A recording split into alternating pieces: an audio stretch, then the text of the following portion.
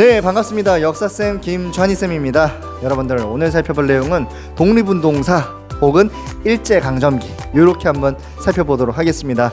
주요한 내용들을 아주 빠르게 하다 보니까 여러분들 꼭 집중해서 강의 들으시길 바라겠습니다.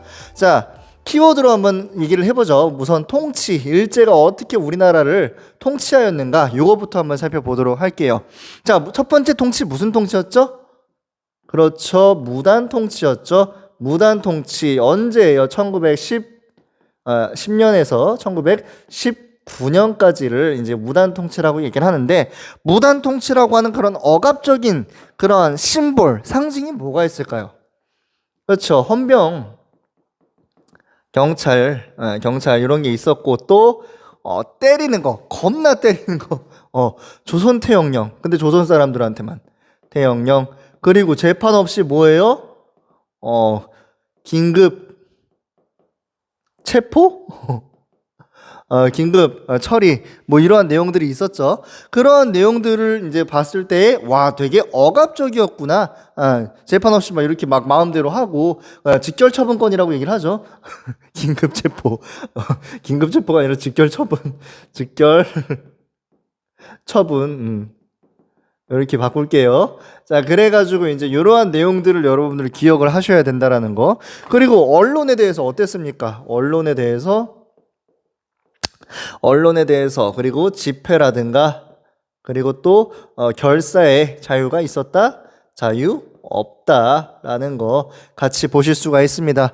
자, 일제가 왜 우리나라를 식민 통치를 했어요? 자존심 배우려고? 뭐 이렇게 막 뭐 뻗대려고? 아니지. 자원적인 그런 걸 채취하려고 하는 거지. 그래서 첫 번째로 뭐 가장 중요한 거, 무단 통치에서 경제 파트에서 가장 중요한 거, 토지조사 사업, 토지조사 사업이 되겠죠. 자, 이거 뭡니까? 결국에는 근대적인 토지를, 그러한 개념을 획득하기 위해서 한다고 했지만, 실질적으로는 조선 사람들의 땅을 뺏어가지고 어디로? 일본 사람들에게. 왜? 일본 사람들에게 조선은 기회의 땅이니까. 그래서 어떻게 해요? 토지를 뺐습니다. 그래서 나오는 결과가 뭐예요? 가장 간단하게 자영농이 어떻게 감소하게 되고요, 소작농이 증가하게 되는 그러한 모습들을 살필 수가 있었죠. 정말 중요한 겁니다. 기억하세요. 그리고 또 뭐가 있습니까? 회사령 실시하잖아. 회사령은 뭐예요? 우리나라 자본이 크지 못하게 어떻게 회사 세우고 싶은데요, 허가해 주세요. 싫어요. 허가 안 해줄 거예요. 그래서 허가제 요렇게까지가 이제 무단 통치에서 중요한 내용들이라고 할 수가 있겠죠. 자, 이 무단 통치 왜 바뀌게 되죠? 그쵸, 3.1운동으로 인해서, 야, 지렁이도 밟으면 꼼수를 하는데 하물며 우리 민족이 이렇게 억압적인 그러한 상황에서 가만히 있을까? 안 있지. 그러면서 뻥 터진 거야. 나중에 3.1운동 배경을 같이 한번 좀 살펴볼게요. 자, 3.1운동이 일어나게 되면서 통치의 방식을 바꾸게 된다. 이게 뭐다? 야, 우리가 너무 심했지? 우리가 문화적으로 조금 통치를 해줄게. 그게 뭐예요? 문화 통치라는 거지. 문화 통치. 근데 쌤이 수업 시간 때 말씀드렸습니다. 문화 통치는 실질적으로 무슨 통치라고 얘기를 했어요? 그치, 허울뿐인 그러한 기만책이었다. 기만. 왜? 이때 당시에 민족 분열을 깨려고 했으니까.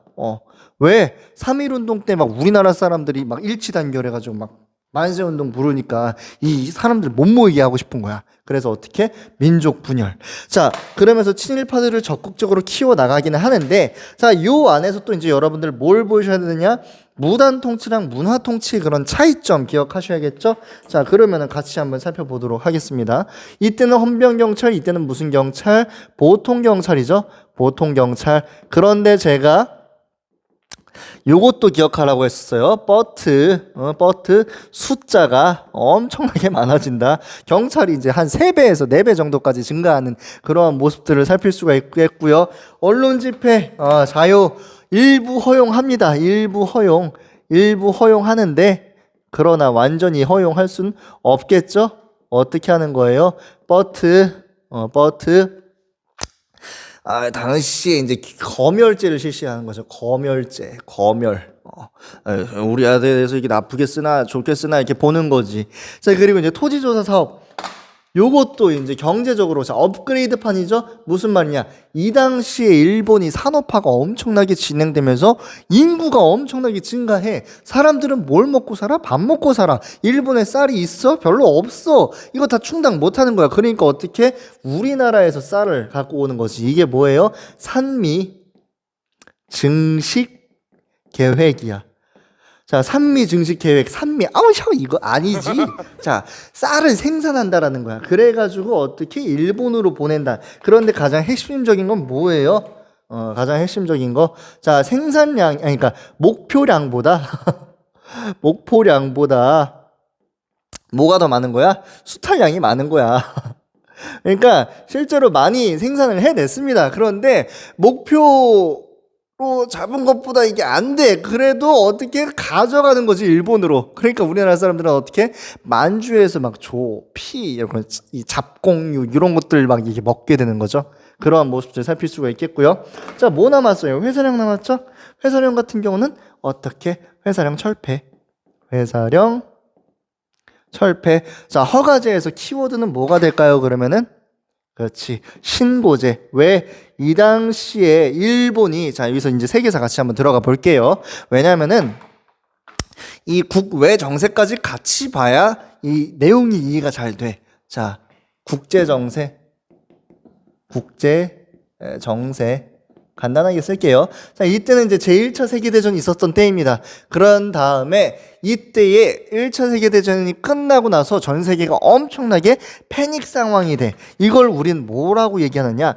대공황이라고 얘기를 해요. 대공황. 이때 좀 옆으로 가자. 자, 대공황. 왜? 요거는 조금 그냥 간단하게 들으세요. 전쟁 때문에 이제 물건을 엄청나게 뽑아내. 그러면서 막 사람들도 막 군인들도 막 엄청나게 하고 그러다 보니까 물건이 쌓여. 물건이 쌓였는데 물건이 쌓이니까 더 이상 이제 사람들이 고용할 필요가 없다고 생각을 하는 거예요. 그러니까 이 사람들이 실업자가 되겠지. 실업자가 되니까 당연히 물건을 소비하는 그런 퍼센티지가 낮아지겠지. 그러면서 이게 얽히고 얽히면서 사람들은 물건을 살. 이 뭔 개소리야! 어쨌든 대공황은 결국엔 뭐냐면은 시장을 만들거나 실업자를 줄이기 위한 그런 어떠한 일거리를 찾아야 돼. 근데 미국은 땅덩어리가 너무 컸고 그래서 자기 땅에다가 사업을 벌이면 돼. 실업자들 자동으로 해결돼. 영국, 프랑스 같은 경우는 식민지가 많아. 물론 그냥 식민지로 이렇게 막 팔아버려. 그러다 보니까 되는데 일본은 그게 안 되는 거지. 일본은 식민지 뭐 있어요? 우리나라 귀엽잖아. 대만 귀엽잖아. 그러니까 어떻게? 시장을 넓히자. 그러면서 전쟁을 일으키게 됩니다. 그게 뭐예요? 그게 바로 만주사변이라는 거지. 그리고 그 이후에 발전된 전쟁이 중일전쟁이라는 거지. 선생님, 근데 그게 갑자기 이거랑 뭔 상관이에요? 회사령이랑. 쌤 말은 이 당시에 일본이 산업화 엄청 하고 있어가지고 일본의 거대 자본들이 이제 우리나라에 들어올 수 있었다라는 거지. 근데 오려고 하는데 일일이 다 허가를 맡아야 돼? 그러니까 그냥 신고만 해라. 이러한 내용이라는 거지. 그래서 회사령이 허가제에서 신고제로 바뀌었다라는 거야. 설명이 장황했나요? 장황할 만해? 왜? 다음 내용에도 같이 들어가니까. 자, 만주사변이라든가 중일전쟁을 일본이 일으켰어요. 언제? 1931년. 중일전쟁 1937년. 근데 이거 뭐야? 전쟁이란 말이야. 전쟁 사람들 나가게 해야 돼. 그런데 조선 사람들은 일본의 전쟁에 나갈까? 안 나가. 그러니까 어떻게? 조선 사람들을 일본인으로 만들어야 돼요. 그래서 뭐예요?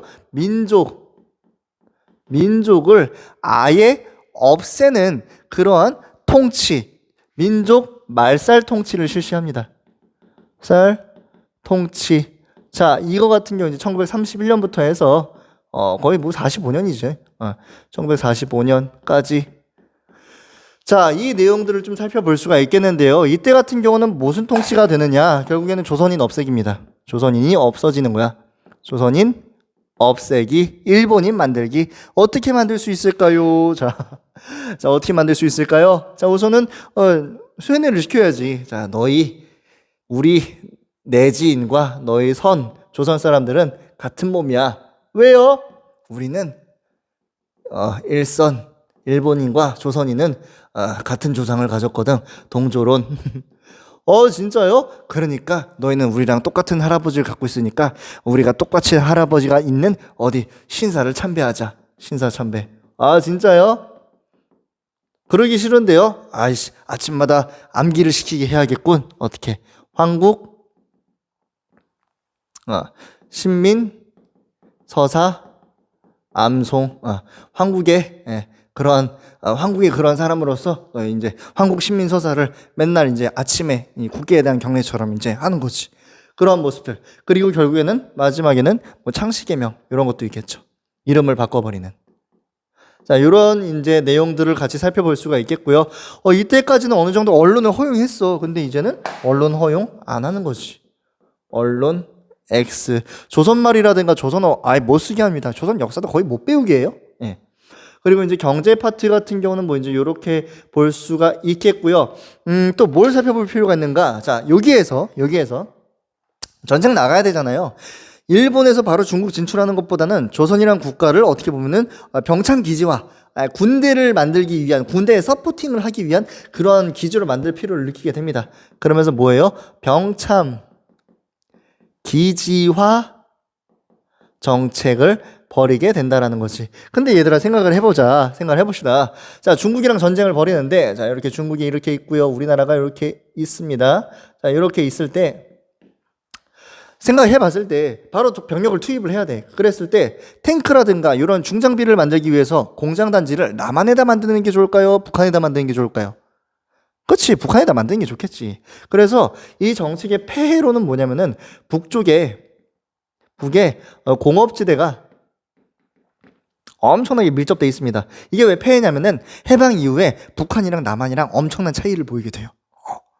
자, 그리고요, 또 당시 이제 뭐 군인들 같은 경우 이제 먹여야 되잖아. 먹이고 또 입혀야 되잖아. 그랬을 때 입힐 때의 키워드, 옷감을 필요하는데, 남쪽에는 따뜻하니까 면을 키우고요. 북쪽에는 추우니까 양을 키운다. 남면 북양, 뭐 이런 내용들 같이 갈 수가 있겠죠.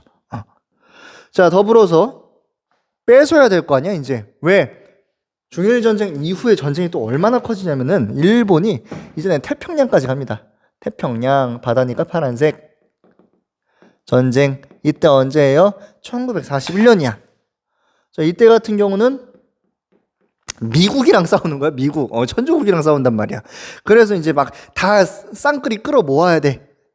물론 중일전쟁 때도 뭐 국가 총동원령 발행을 하거든요. 그러면서 뭐예요?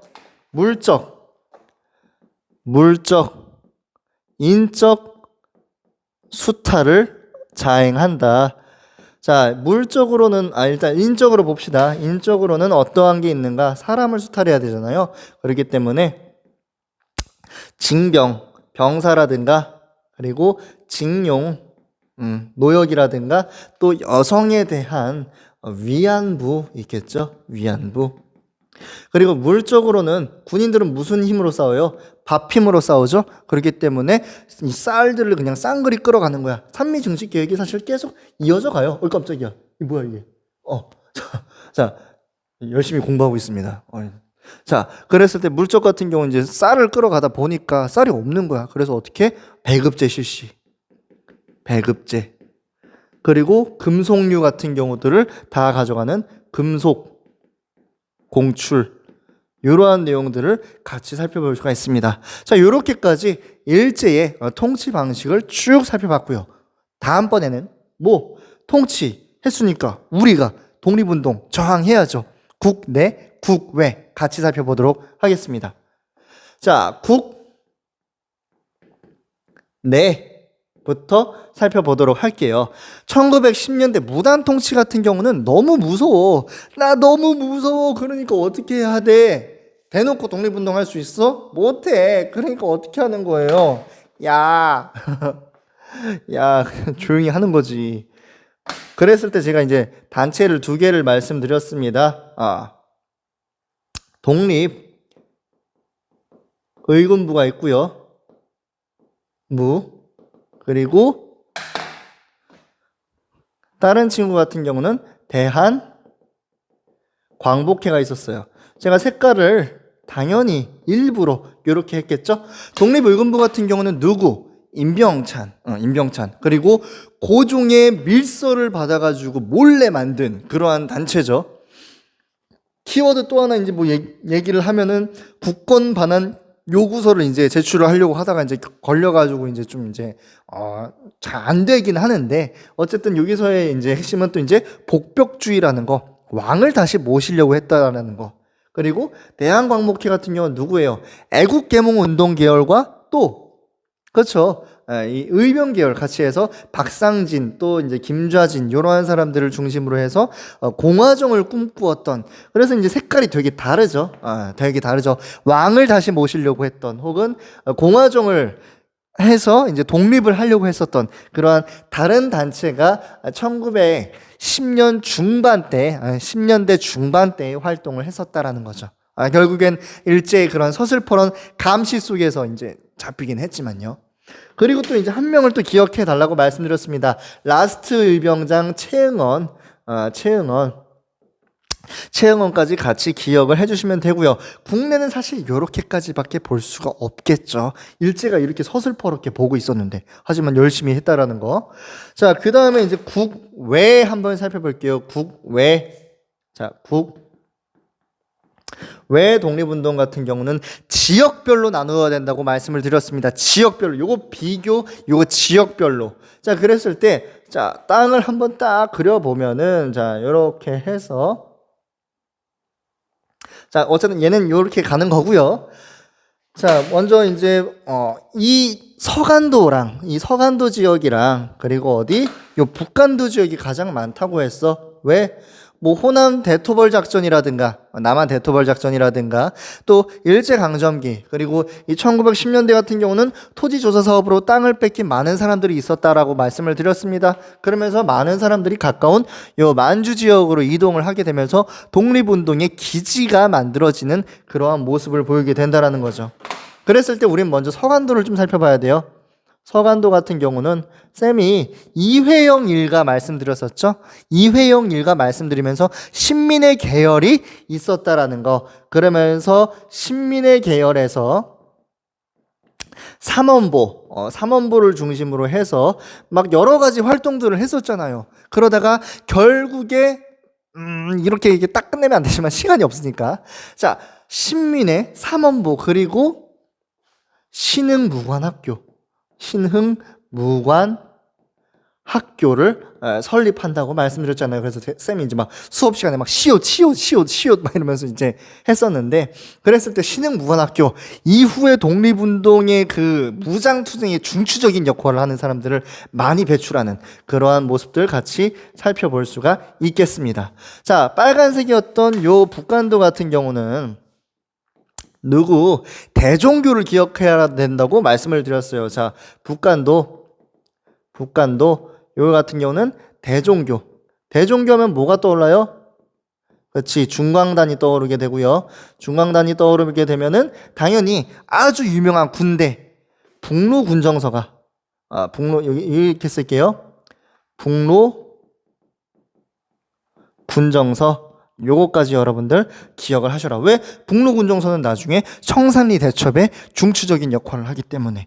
근데 이게 언제부터? 이때부터 조금씩 이러한 기반이 마련됐다라는 거. 자, 다음번엔 어디 연해주 한번 살펴볼게요. 연해주. 여기 연해주 같은 경우는 러시아가 많이 사람들을 들여오게 합니다. 왜? 러시아 수도 어디? 저기 모스크바인데, 모스크바에서 여기 개발하려면은 좀 힘들어. 사람들 데려오기도 그렇고. 그러니까 어떻게? 조선 사람들 데려와가지고, 누이 좋고, 매부 좋고, 이렇게 해가지고 발전시키게 하는 거예요. 그러한 과정에서 연해주에서는 사람들이 모여서 한인촌을 만들게 되고요. 한인촌에서 어떻게? 권업회를 결성하게 되고, 이게 이제 결국에 일본에 의해서 통치를 당하게 되니까 러시아와 당시 이제 일본이랑 관계가 별로 안 좋아요. 러일 전쟁 10주년이어가지고. 그래서 그럼 러시아에서 어떻게 한번 같이 이렇게 러시아 사람들과 독립운동을 해보자 해서 뭘 이제 만들게 되느냐? 대한 광복군 정부 정부를 만들게 되는데 이게 잘 안 되지. 왜? 러시아 사람들이 이제 일본 사람들이랑 갈등을 원하지 않았기 때문에 그래서 결국에는 그래도 정부 만들었다라는 거 자체를 여러분들 기억을 해주셔야 됩니다. 자, 그리고 이제 흰색 한번 살펴볼게요. 흰색 어디에요? 상하이. 여러분들 막 죄송합니다. 어쨌든 상해는 뭐냐? 왜 상해냐? 당시 외교관들이 이 공사관들이 많이 있었거든요. 그래서 외교전을 펼치기 위해서 노력했던 사람들, 특히 누구 이제 뭐 신규식, 여운형, 그리고 나중에 또 이제 김규식도 나오죠. 그러면서 어디 신한 청년단 이 친구들이 이제 활동을 하게 되는 거죠.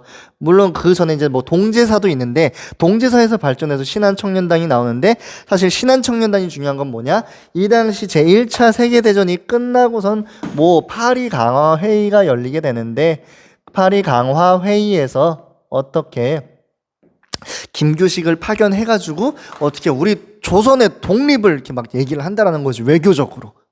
그러한 느낌으로 했을 때 상해에서는 이렇게 외교전을 펼치는 친구들도 있었다라는 거예요. 자, 그리고선 끝난 게 아닙니다. 지역별로 잘 정리를 해 놓으셔야 돼요. 자, 미주 지역 살펴볼게요. 미국은 두 개로 볼 수가 있겠는데요. 미국 본토와 하와이를 볼 수가 있겠는데 본토 같은 경우는 장인환 전명훈의 그러한 의거에 힘입어가지고 대한인 국민회를 만들잖아요. 그렇지? 대한인 국민회 요렇게.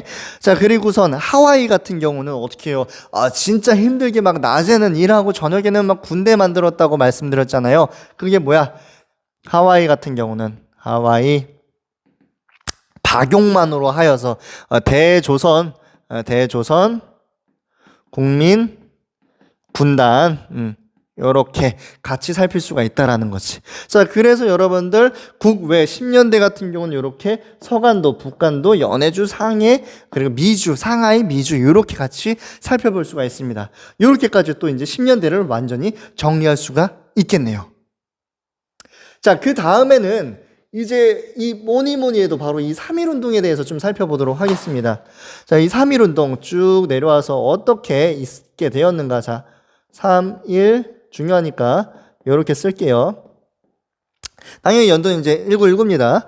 자, 일단 뭐 국외적인 배경도 있고 국내적인 배경도 있습니다. 그랬을 때 국외적으로는 당시에 이제 소련이 만들어지게 되고요. 그러면서 소련이 뭐냐면은 약소민족들을 좀 많이 도와주려고 해요. 이후에는 이제 레닌이 진짜 막 소련을 만들었던 레닌이 이제 약소민족을 지원한다 막 공포를 하거든. 근데 그 전에서도 이제 막 도우려고 하는 게 왜 이제 뭐냐면은 소련이 사실 자기 팀이 없단 말이야. 그러니까 이제 자기 팀을 만들기 위해서 전 세계의 이제 피지배 민족들을 이제 도와준다고 약속을 해요. 거기에 이제 혹하는 거지. 진짜? 막 이러면서. 그리고 또 누구? 당시 세계의 최강대국이었던 깜짝이야. 모기가. 예. 미국 같은 경우가 윌슨의 민족 자결주의가 있는 거죠. 자기 민족의 일은 자기 민족이 해라. 그러한 내용으로 3.1운동이 자극을 받게 된다라는 거죠. 자, 그러면서 이제 3.1운동이 일어나게 되는데 국내적으로는 이제 뭐 고종의 인산일이었고요. 인산일. 자, 이 과정에서 뭐 이 전개 과정 3.1운동 같은 경우는 좀 이제 전개 과정이라든가 국외적인 배경, 국내적인 배경 그러한 내용들을 좀 잘 살펴보셔야 돼요. 해야 돼요. 그리고 이제 그 이후에 의의는 당연히 뭐 이제 이후에 나올 대한민국 임시정부의 수립이겠죠. 자, 그렇게 해서 인산일 때 사람들이 모여가지고 어떻게 민족대표 33인이 모여가지고 태화관에서 만세 삼창하고 그리고 이제 오늘 해서 이제 어떻게 자수하시고 그런 다음에 이것을 누가 학생과 지식인층이 주도가 되어가지고 탑골공원으로 가죠. 그리고선 탑골공원에 가서 만세 시위를 하게 되면서 도시에서 어디로 농촌으로 퍼지게 되는. 그런데 어떻게 보면은 도시는 이제 퍼지는데 농촌 같은 경우는 이러한 토지조사 사업이라든가 그러한 이제 일제 그런 이 침략 가져감으로 인해 화가 나기 때문에 폭력적인 그런 모습도 덜어 보이고 있다라는 거. 자, 그래서 이제 3.1 운동이 일어나게 되는데 그 의의는 뭘 같이 설명할 거냐면은 바로 대한민국 임시정부를 같이 봐야겠죠. 자, 대한민국 수립. 이게 사실 가장 큰 영향이죠. 뭐 그 다음으로 큰 영향이라고 하면은 뭐 이제 이런 문화 통치로 바꾸게 됐다라는 거 플러스 이후에 나올 북외의 무장투쟁에도 영향을 주긴 하겠지만 일단은 그래도 그 가장 큰 영향이라고 하면은 대한민국 임시정부 수립이라는 거죠. 자, 어떠한 단체가 있었어요? 한성정부라든가 한성정부 중요합니다. 그리고 상해에 있었던 임시정부 그리고 저기 연해주에 있었던 뭐예요? 대한 국민의회 요렇게 이 세 개의 단체가 합쳐져 가지고 대한민국 임시정부를 구성하게 되죠. 자, 그러면서 어떻게 연통제라든가 교통국이라든가 이런 걸 통해서 운영이 됐었죠. 그리고 의연금이라든가 애국 공채를 통해서 또 이 자금을 운용을 했었다라는 거. 이런 내용들도 볼 수가 있겠고 또 독립신문을 만들어 가지고 독립을 위해서 열심히 활동을 하기도 했었다라는 거. 그리고 외교적으로도 구미위원부를 두어 가지고 미국에서도 열심히 활발하게 또 임시정부 자체가 상이 있었잖아요. 외교 활동을 벌였었다라는 거지. 네. 그러한 내용들이 있고 또 이제 우리나라 같은 경우는 이제 대한민국 임시정부의 법통을 계승한 국가이기도 하죠. 그런데 여기서 이제 버트가 나오는 거지. 버트가 사실 임시정부라든가 이 3.1운동 같은 경우 엄청 길게 쓰고 싶은데 요 지면이 허락을 하지 않으니까 버트 뭐 이승만의 1대 대통령이었던 이승만이 이제 이 자치권을 이제 넘기잖아요. 그러니까 넘기려고 하잖아요. 이제 외국에. 왜냐면 사실 이승만 같은 경우는 이제 외교 독립론을 주장을 했기 때문에 우리가 무슨 뭐 군대 만들어가지고 일본 어떻게 이기겠어 막 이렇게 생각을 해요. 그러다 보니까 이제 여기서 이제 뭐 신채호 선생님 같은 경우는 막 아이 저놈은 저 없는 나라를 팔아먹네. 이완용은 있는 나라를 팔아먹고 막 이러면서 이제 엄청 격분하거든요. 그러면서 임시정부의 당시 활동에 대해서 불만을 갖고 있었던 많은 사람들이 임시정부를 어떻게 해야 되느냐에 대해서 이제 회의를 합니다. 이게 뭐예요? 1923년에 있었던 국민대표회의죠. 국민대표회의. 이게 언제? 1923년. 그래서 어떻게 돼요? 여기서 창조파, 개조파 나눠지게 되다가 결국에는 침체 자, 이렇게 임시정부는 잠깐 여기서 쉬도록 하겠습니다. 그러나 3.1 운동의 그러한 쾌거로 인해서 연합된 정부를 만들게 되기도 했고요. 또 하나 남았죠? 이건 뭐냐? 북외에서 이제 무장투쟁이 그런 꽃이 피게 된다는 거지. 자, 우선 첫 번째로 어떤 전투? 자, 조금 한번 넘어가 보도록 하겠습니다. 자, 이렇게 해서 쭉 돼서 자, 어디? 자, 우선 첫 번째로 무슨 전투? 홍범도 장군이 이끌었던 봉오동 전투가 먼저 나오게 되고요. 봉오동 전투. 그리고 이후에 일본이 이것을 복수하기 위해서 일본이 이제 사단을 보낸단 말이야. 근데 여기서 어떻게 청산리 대첩을 김저진 장군이 북로군정서와 함께 이제 이끌어낸다라는 거지. 그러면서 어떻게 해요? 일본이 이제 여기서 간도 참변을 일으키죠. 독립군의 근거지가 되는 간도를 쑥대밭으로 만드는 간도 참변. 자, 여기서 이제 또 뭐냐? 순서가 중요해요. 순서. 어차피 여기서 이제 수능이라든가 여기서는 연도가 나오진 않지만 여러분들 그래도 요 순서 정도는 기억을 하셔야 돼요. 순서. 원래 옛날에는 막 이제 뭐 봉오도 전투라든가 청라시 이 새끼한테 입만 벌리면 거짓말이 자동으로 나와. 자, 간도 참변을 일으키니까 어떻게 도망가야지. 어디로? 러시아, 이 당시 이제 소련이죠. 이 소련의 자유시로 가게 되는데, 자유시로 갔는데 이 소련의 이 적군들이 이제 본인들의 그런 힘을 키우기 위해서 독립군 안에 있는 사회주의 세력들을 끌어들여 가지고 적군이 이제 공격을 하게 되는 거죠. 그러면서 독립군들이 와해가 됩니다. 이게 뭐예요? 자유시 참변. 어떻게? 자, 3부로 3부. 여기서는 참의부, 정의부, 신민부. 그래서 이제 우리 참정신 이렇게 기억하라고 말씀을 드렸었죠. 3부로 설립. 자, 여기까지 내용을 좀 20년대 그런 독립운동의 그러한 계보를 조금 살필 수가 있습니다. 자, 더 남았어요. 잠시만요. 자, 그런데 이 과정에서 또 뭐가 나오냐면은 우리 의열단을 봐야 돼. 의열단. 자, 의열단. 자, 의열단은 뭐냐? 김원봉이라고 하는 밀양 사람이 만들었습니다. 그래서 1919년에 만주에서 만들었단 말이야. 만주에서 만들어가지고 누굴 기억하셔야 돼요? 김원봉. 그래서 일본의 이제 요인들을 암살하거나 또 주요 시설들을 파괴. 그런데 뭔가 이제 좀 이게 나아가서 열심히 일을 하려고 하는데 뭔가 거친 구호가 있어야 될 것 같아. 그래서 김원봉이 누구에게 신채호에게 부탁을 합니다. 선생님, 저희 활동을 할 건데 좀 그럴싸한 그런 내용 좀 그 얘기 좀 해주십시오. 그래서 누가 당시에 신채호가 조선 혁명 선언이라는 엄청난 명문을 해서 발표를 한다. 그리고선 이게 이제 기치가 되어가지고 의열단 활동이 일어난다라는 거. 뭐 이제 김익상 의사님이라든가 뭐 이제 나석주 뭐 이제 죄송해요. 큰일 났다. 김익상 뭐 이제 이러한 사람들이 열심히 활동을 해가지고 나석주 이러한 사람들이 활동을 하셔가지고 일본의 그러한 이제 조선 총독부라든가 또 종로경찰서라든가 이러한 곳들을 엄청나게 타격을 하는 그러한 의열 활동을 벌이기도 합니다. 자, 요렇게까지. 그런데 자, 여기서 민족유일당 운동이라는 게 벌어지게 됩니다. 결국에는 일본과 맞서려면 힘을 모아야 돼. 그래서 참의부, 정의부, 신민부를 통합을 시키려고 하는데 잘 안 돼요. 그래서 어떻게? 자, 이게 이제 뭐냐? 혁신의회. 그리고 국민부.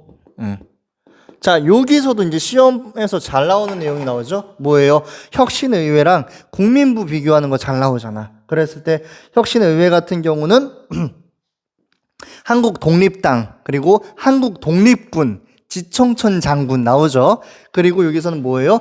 양세봉 장군 나오고 조선 혁명군 이렇게 나오잖아요. 그래서 여기 같은 경우는 전투하면은 크니까 대전자령, 쌍성보 이런 거. 여기는 영릉가, 흥경성 전투 이러한 내용들 같이 구분을 해주시는 게 또 중요하겠죠. 혁신의회와 국민부 이렇게까지. 자, 이렇게까지 해서 3.1운동 이후에 대한민국 임시정부 그리고 1920년대에 물론 요거 이제 10년대입니다. 20년대에 이 국외 무장투쟁 운동과 의열 활동을 구분해 봤습니다. 자, 여기까지 잠깐 쉬었다 갈게요. 자, 바로 시작을 해보도록 하겠습니다. 자, 그런 다음에 이제 국내에서는 또 어떠한 독립을 위한 노력들이 있었는가. 그래도 문화통치시기이기 때문에 나름대로 이제 일본이 얘기를 좀 하게 해주려고 했어. 근데 쌤이 말씀드렸죠? 민족분열이었다고. 그래서 이 과정에서 무슨 운동이 일어나게 되느냐? 자치운동이 일어나게 됩니다. 자치운동. 자치운동은 뭐야? 일본이 허용하는 내에서 자치하자는 거야. 그래서 우리는 이들을 뭐라고 얘기하느냐? 타협적 민족주의라고 얘기를 합니다. 그러다 보니까 이 민족주의와는 반대되는 누구 친구들? 비타협적 민족주의자들, 비타협적 민족주의자들이 나오게 되고요. 그리고 당시 소련이 나오게 되면서 소련에 의해서 사회주의를 받아들이는 그러한 독립운동가들도 생겨나게 됩니다. 그러면서 이들과 누가 사회주의가 연대하는 모습들, 이거를 우리는 뭐라고 얘기를 하느냐? 민족유일당이라고 얘기를 해요. 민족유일당 운동. 이것은 국내뿐만이 아니라 국외에서도 일어나게 되기 때문에 이 과정에서 국내에서는 뭐가 나오게 되냐면은 이래서 신간회가 나오게 되는 거고요. 1927년 국외 같은 경우는 그래서 혁신의회라든가 국민부가 나오게 되는 거예요. 이 민족유일당 운동 때문에. 자, 어쨌든 여기서 잠깐 끊고 뭘 얘기를 하려고 하냐면은 이 당시에 이 비타협적 민족주의자들의 그런 활동을 살펴보려고 해. 이들은 결국에 뭘 얘기를 하느냐? 우리가 왜 일본에게 먹혔을까? 아, 실력이 없었구나.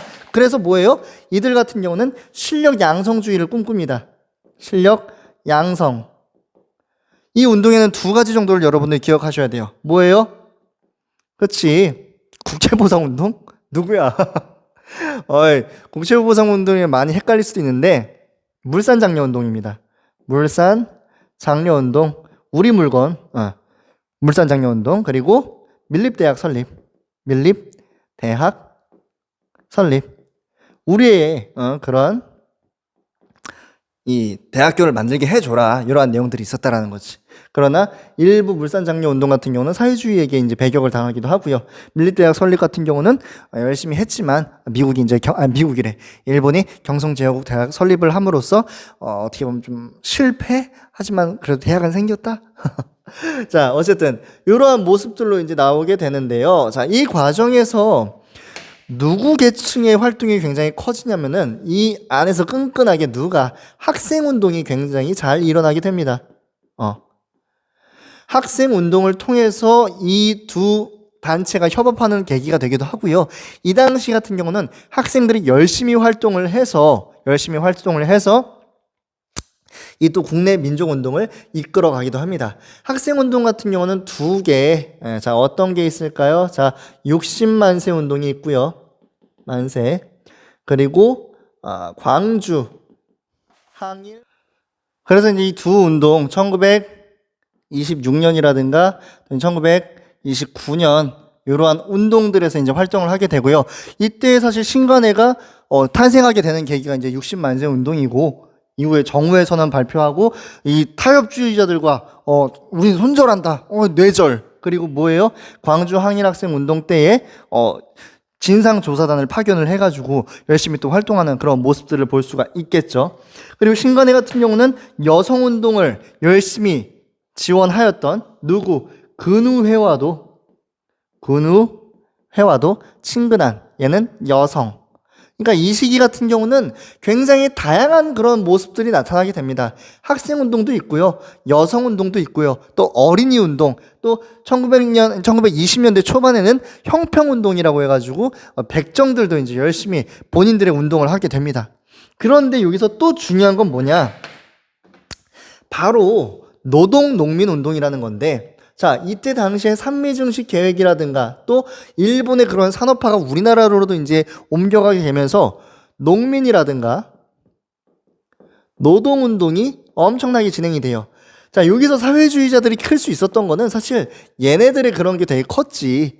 왜? 당시 1925년쯤 해서 치안유지법이라는 게 나오게 됩니다. 치안유지법. 이거는 사회주의자들 플러스 독립운동가들 잡는 건데 명목상으로는 사회주의자들 잡는 거란 말이야. 그래서 엄청난 타격을 입는데 당시 농민 노동운동을 지원하면서 사회주의자들이 굉장히 커지는 그런 모습들을 살필 수가 있어요. 무슨 운동이 있었겠습니까?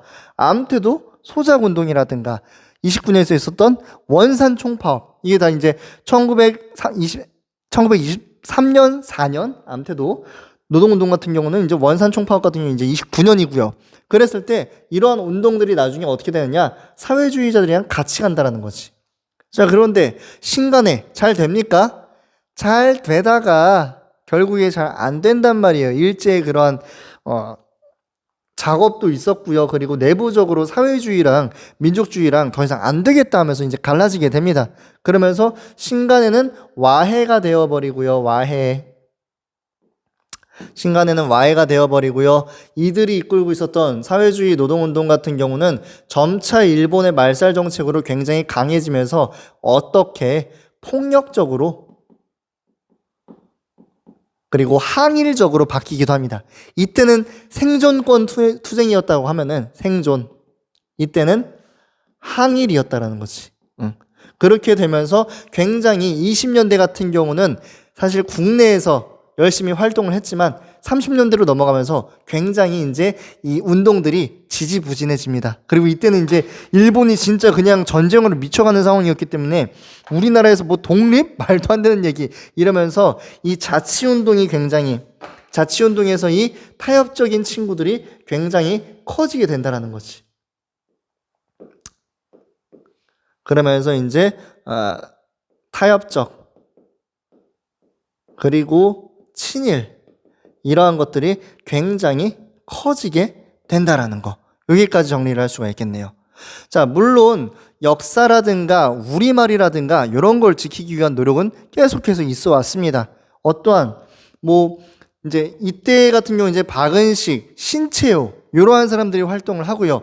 이후에 30년대 같은 경우는 정인보 이러한 사람들, 그리고 나중에 뭐 사회주의 역사학자인 백남은 이러한 사람들도 활동을 하게 되고요. 제가 지금 이걸 다 쓰고 싶은데 못 쓰는 게 너무 안타까워요. 자, 그래서 어쨌든 구분을 좀 하자면은 이렇게까지 구분을 할 수가 있겠네요. 자, 이렇게까지. 자, 이렇게까지. 자, 이제 남은 것은 뭐냐? 1930년대에 무장투쟁 운동을 살펴보도록 하겠습니다. 30년대 무장투쟁 운동. 자, 지금 이러한 상황에서 결국에 선수는 누가 남았느냐? 임시정부가 지금 겨우 살아남았고요. 그리고 누구?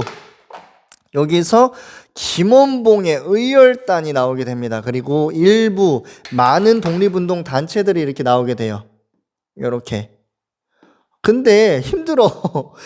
특히 김원봉은 생각을 했습니다. 야, 이거 진짜 이렇게 막 폭탄 던지고 열심히 활동을 했고 암살 단원 조직해가지고 열심히 이제 했는데 잘 안 되는 것 같아. 시스템적으로 바꿔야 될 것 같아. 그래서 어떻게 해요? 일단 중국 내륙으로 진출을 하게 되고요. 당시 국민당의 지원을 받기도 하고 학교로 이제 보내기도 해요. 그러면서 안 되겠다. 하나의 정당 단체를 만들어야겠다. 라고 하면서 당시 많은 사람들과 함께 뭘 만들게 되냐면은 민족 혁명당을 만들게 됩니다. 여기 언제예요? 사실 이 과정이 굉장히 길고 많은데 이걸 다 설명할 수는 없고 이렇게만 기억을 해주세요. 민족혁명당을 만들어가지고 열심히 활동을 하려고 해. 근데 얘는 무슨 맛이야? 빨간 맛이야. 사회주의적인 성격이 너무 강하단 말이에요. 그래서 일부 많은 뭐 이제 지청천이라든가 이러한 사람들, 조선왕이나 이런 사람들이 나오게 된단 말이에요. 나가게 돼요. 그러면서 이 민족혁명당은 사회적인 성격이 굉장히 강해집니다.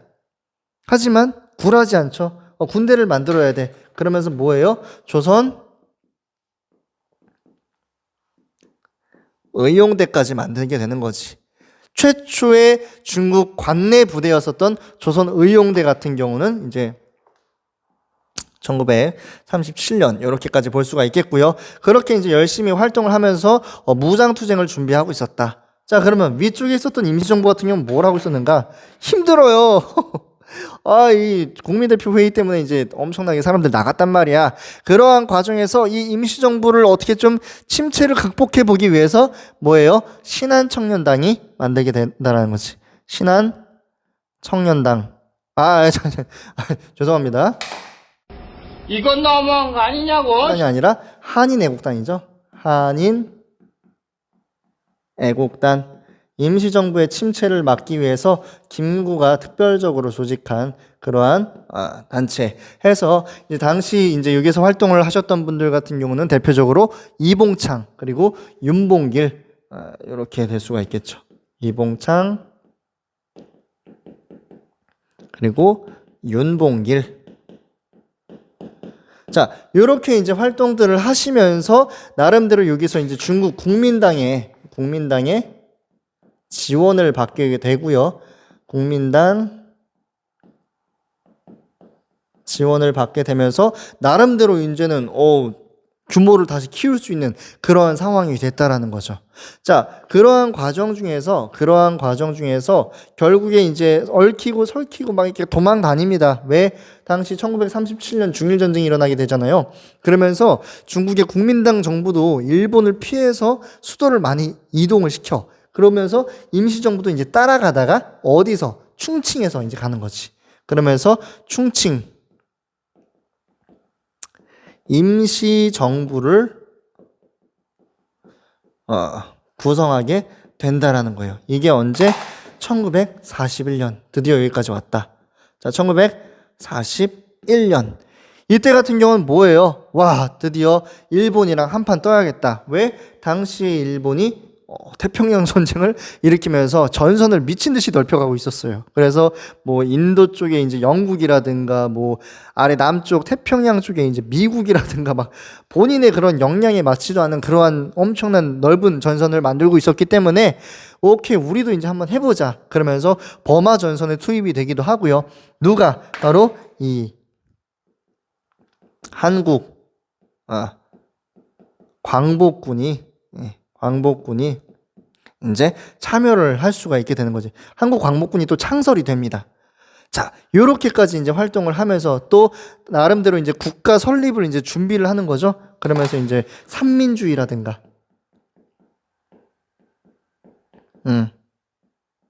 삼민주의가 아니지. 삼균주의죠. 삼민주의는 이제 세계사에서 나오는 순원이 얘기를 했었던 거고, 삼균주의 뭐 이제 기회의 균 등을 얘기하는 그러한 내용들 하면서 이제 당시 이제 한국 독립당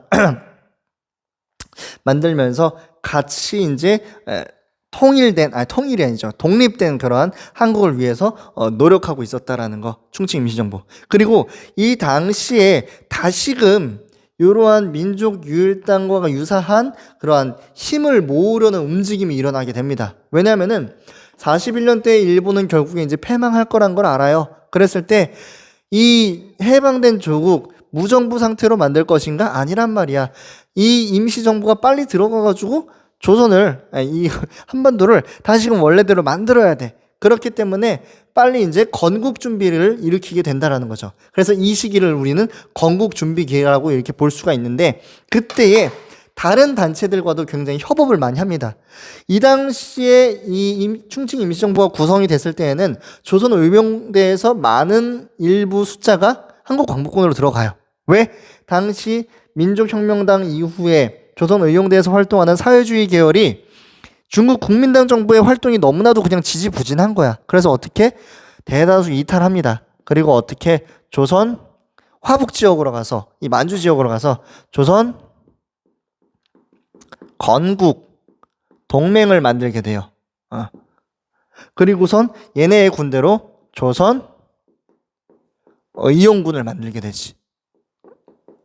요렇게까지.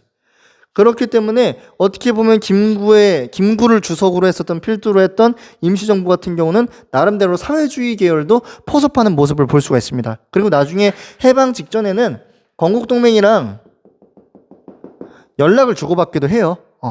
자, 그러면은 여기서 끝인가? 아니라는 거지. 어디서? 여기에서도 있었다라는 거지. 누가요?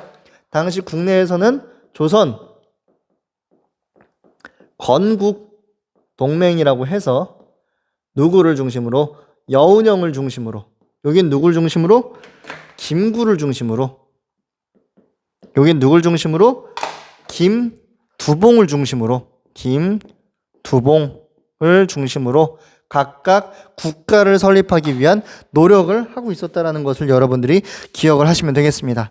자, 그리고 플러스 알파로 여기서 이제 각각 노력을 하는데 누구도 있었느냐? 사회주의 계열이 이제 37년쯤 돼서 이제 누구냐면은 동북항일연군이라고 있어요.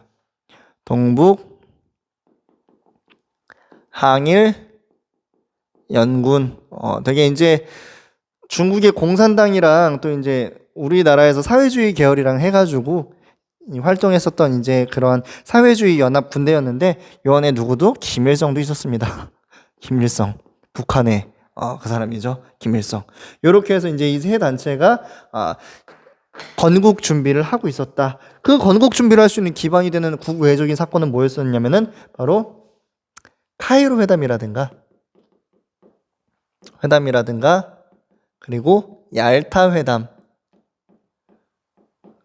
그리고 포츠담 회담, 이런 것 때문에 그렇죠.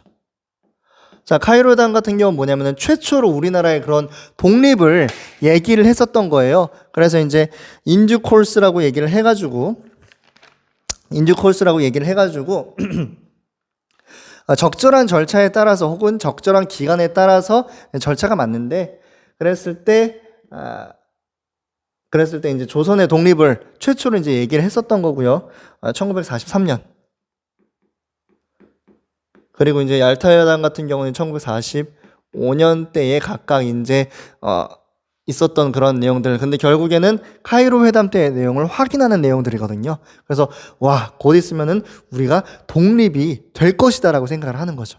그러한 식으로 이제 건국 준비를 하는 요 또 세 개의 단체를 또 여러분들 같이 기억을 하셔야겠다라는 거. 자, 요렇게까지 한국사에 대한 내용을 쭉 훑어봤습니다. 자, 오늘 수업 여기까지 하고요. 다음 수업 때 뵙도록 하겠습니다. 안녕.